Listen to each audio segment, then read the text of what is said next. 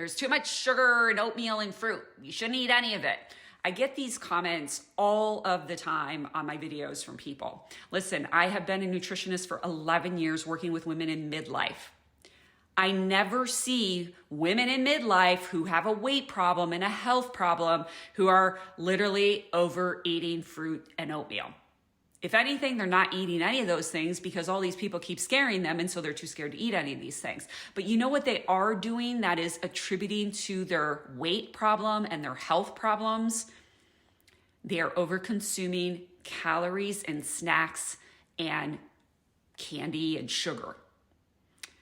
So their macros, their fat content is very high, their fiber content's very low, their lean protein is very low. When you have unbalanced meals, very low in protein and fiber, you're gonna be hungry all the time and you're gonna reach for these easy snack foods that are high in calories, typically coming from fat sources. Don't believe me? Track your food for 1 week, honestly, in a food tracking app. And most likely what you will see is that there is a high percentage of your calories coming from fat sources, and your fiber is very low and your lean protein is very low. I see this consistently with clients who have weight problems and health problems like prediabetes, insulin resistance, high cholesterol. All of the time, this is the pattern I see. And so when people come into my comments and say things like there's too much sugar in oatmeal and fruit and nobody should ever eat those things, it sounds really ridiculous to me.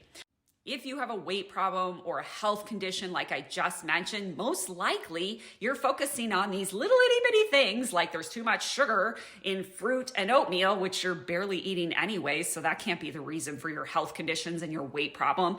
And you're not focused enough on the big stuff that really matters. You're not focused on balanced meals, eating enough adequate protein and fiber to keep your blood sugar balanced within your energy requirements every single day. I can't tell you how many clients I've worked with throughout the years who have no idea what their maintenance calories are. They have no idea what their energy requirements are.